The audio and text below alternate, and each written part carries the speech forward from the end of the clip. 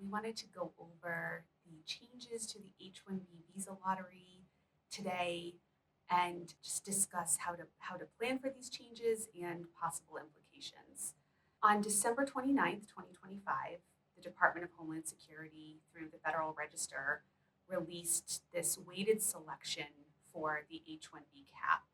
The H-1B cap is also referred to as the H-1B visa lottery.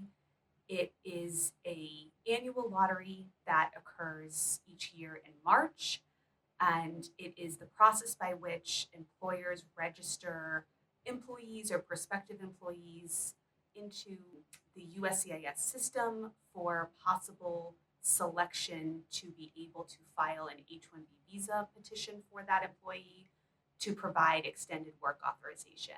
H-1B work visa is the most common type of work visa in the United States, thus making this lottery and this annual quota quite competitive. And what I mean by that is that Congress has an annual cap, an annual quota on the number of new H-1B visas that they issue each year. That cap is set at 85,000, 20,000 of which are reserved for U.S. advanced degree holders. The remaining 65,000 is for bachelor's degree holders from any country or individuals with equivalent professional experience. And the number of total registrations for the lottery or for new H-1B visas almost always exceeds that cap.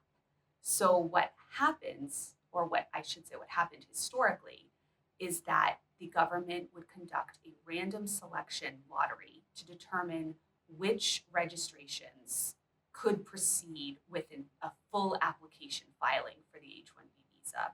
This is now been changed. This December 29th, 2025 bulletin in the Federal Register explains how this upcoming 2026 lottery in March for the fiscal year 2027 is going to run and how it's going to run differently. So what I mentioned previously about historically it being random, it will no longer be random. There's going to be a weighted selection based on wage level of the salary that corresponds to the offered employment. So what we typically see with this process is the foreign national is currently working for a US employer, and that foreign national's work authorization, whether it be part of their student visa or part of a different type of visa, is expiring in the short term, and the employer needs to put them on an H-1B work visa in order to continue to employ them.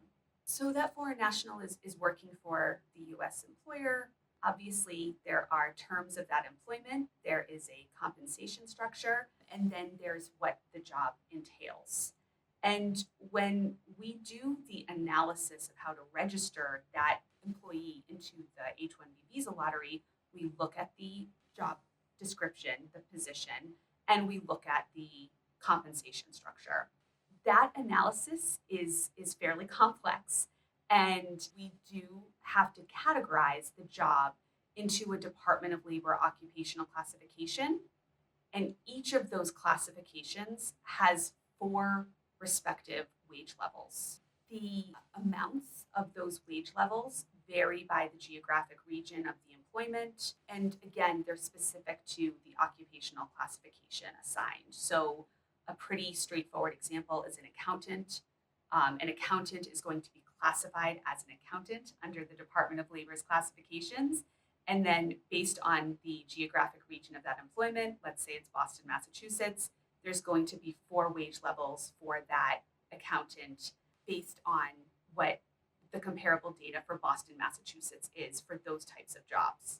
And then we obviously look at the salary for that position, the compensation structure, and we assign a corresponding wage level. And it goes a little bit more in depth than what I'm referring to today, but just for the sake of trying to keep it simple, it's matching the salary to the wage level.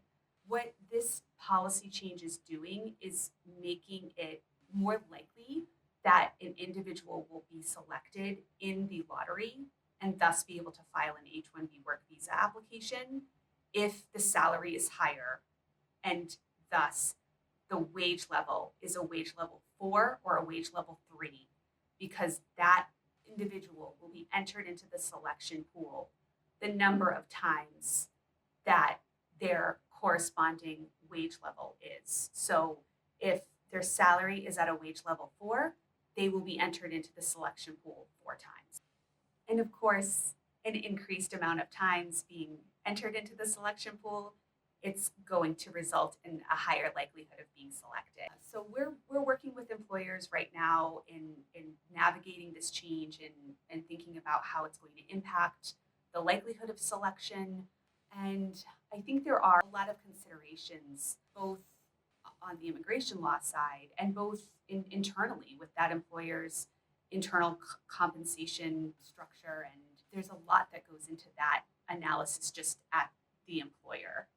So on the immigration law side, I can't help but wonder how this year's lottery is going to be impacted by other changes, such as the $100,000 fee requirement for H-1B employers who are trying to bring a foreign national into the United States from who's currently outside of the United States, and whether that will affect even the total number of registrations we see this year, because obviously how competitive it is also influenced by the total number of registrations entered. So we will see, but we are available to discuss how this is going to run differently this year and do all of the analysis and planning to try to understand how it's going to impact the likelihood of selection.